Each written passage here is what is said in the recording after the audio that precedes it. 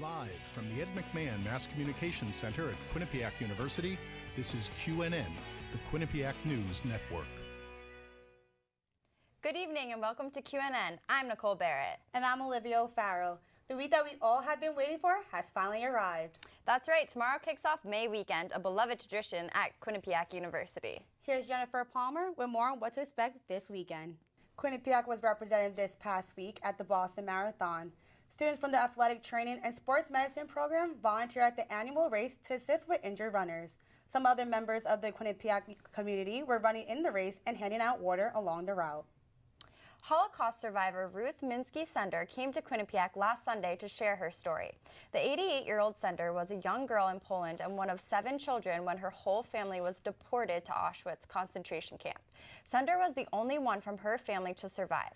Sender has since gone on to author 3 books about her experience in the concentration camp and has won several awards for her work. April is National Distracted Driving Month. So that means Quinnipiac students put those phones down. Here's Nick Palma with more on the story. Pi Kappa Phi held its annual Bikes for Buddies fundraiser on Tuesday. Members of the fraternity rode stationary bikes for the whole event. The money raised supports the fraternity's charity, the Ability Experience. Phi Kappa Phi also joined with Best Buddies to create awareness and funds for both groups.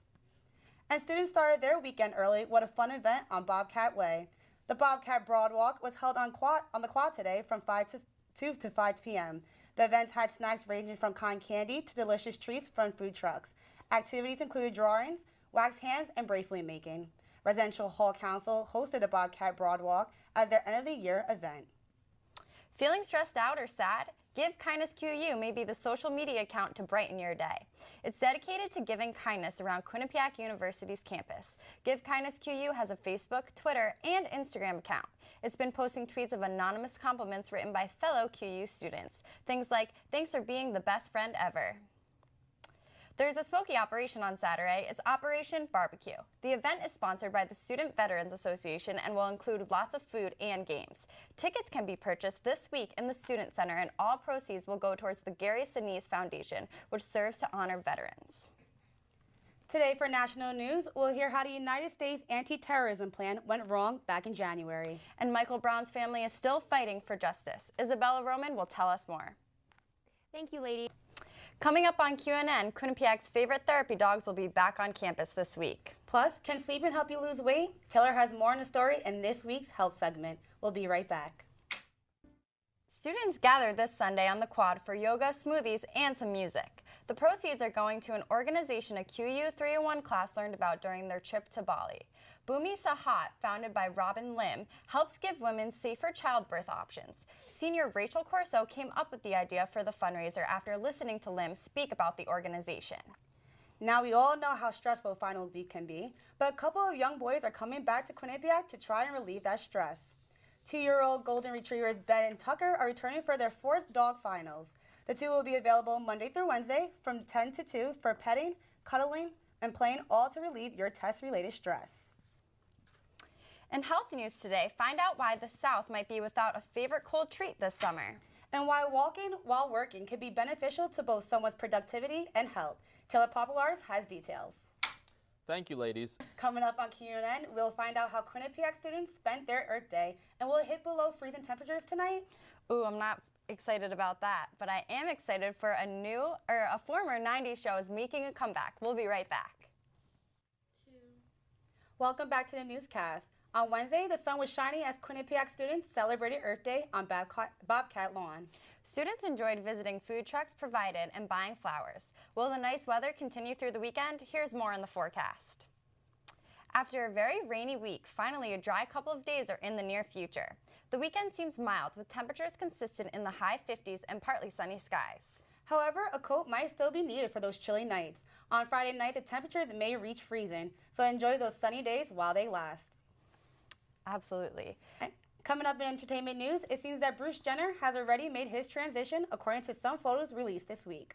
And Hollywood says goodbye to one of the most famous handbag dogs. Christina Bernadelli is here to tell us more. Thanks, ladies. So coming up on QNN, as the weather starts to warm up, so are the Quinnipiac sports teams as they finish the last stretch of their season. Plus, Our Lady of the Lakes Children's Hospital gets a helping hand from superheroes. Stay with us. Now in sports news, Quinnipiac's baseball team is setting new standards this season as they surpass previous records. While the men's lacrosse team is fighting to keep their second place spot in the MAC conference. Here's Giovanni Mio with details. Thanks, guys. Members of the Avengers and the Justice League teamed up this past Monday to bring smiles to children's faces. Patients at Our Lady of the Lake Children's Hospital in Baton Rouge, Louisiana were thrilled when they saw Batman, Superman, Iron Man, and Spider-Man rappelling down from the roof to watch some windows. Wow, what an awesome surprise. That's adorable. I know, I need some superheroes to watch my windows because they are filthy at the moment. Thanks for joining us this evening. QNN News will be back next semester with more news from Quinnipiac and the local community.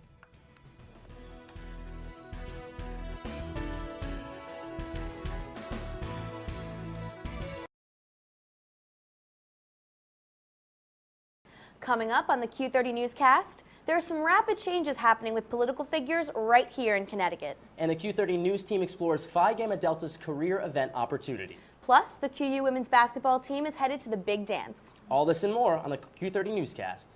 This is the Q30 News Nightcast.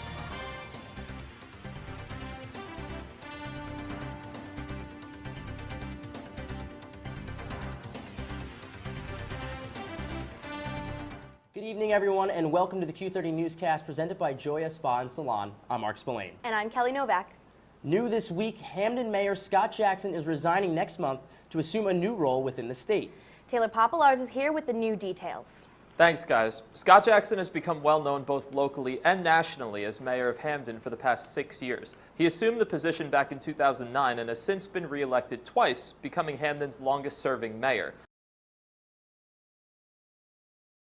Hopefully we have some warmer weather by then, but I think Sarah Faidell has some news that this may not be the case. First, we're going to hear about an important summit at the White House about terrorism. Sarah?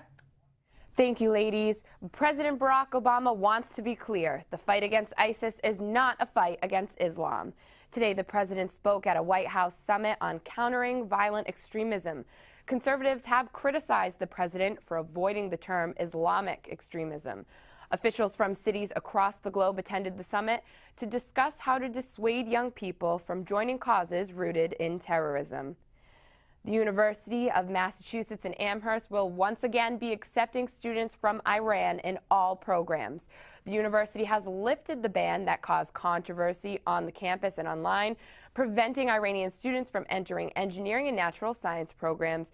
UMass said the original decision was based off a law Congress enacted in 2012 that restricted Iranian students from studying nuclear science.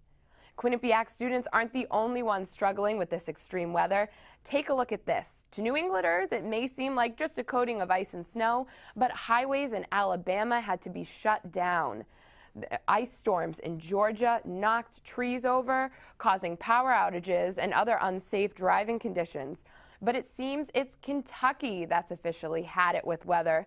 Local police put out a warrant for the Snow Queen Elsa on their Facebook page. And who knows, Stephanie, Isabella, maybe that will work here. I hope that might work here. I mean, it's a pretty far-fetched, but I'll do anything to get rid of the snow.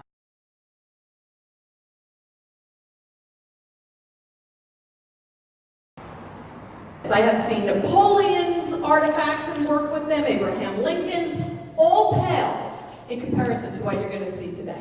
I find this hard to believe, really. Believe it or not, I had some students say, is that real? I think it's real, yeah. I'm not sure what happened to it. A new exhibit unveiled at the P.T. Barnum Museum in Bridgeport has some patrons looking closely at their calendars. Today is April Fool's, and it could be a phony. I didn't know if it was an April Fool's joke at first or what. When the director of the museum acquired this find, she had it x-rayed by Connecticut professors. And then the only question was, what would P.T. Barnum do? And literally, it was a page from his playbook on how to stimulate excitement. You know, bring the idea of massive curiosity to the public. Events like this, bringing the people in, it helps keep the museum relevant in the community. Relevant in an attached temporary exhibit housing Barnum's curiosities and the new skeleton. And it needs millions and millions of dollars of historic preservation work, and we have been working diligently to put all of the information and the reports and the schematics together so we can heal the historic building. Mayor says she hopes to offer hard hat tours through the historic building as restoration continues over the summer and into the future. We're not saying recovery, we're not saying disaster anymore, we're saying future. Sarah Faidell, Q30 News.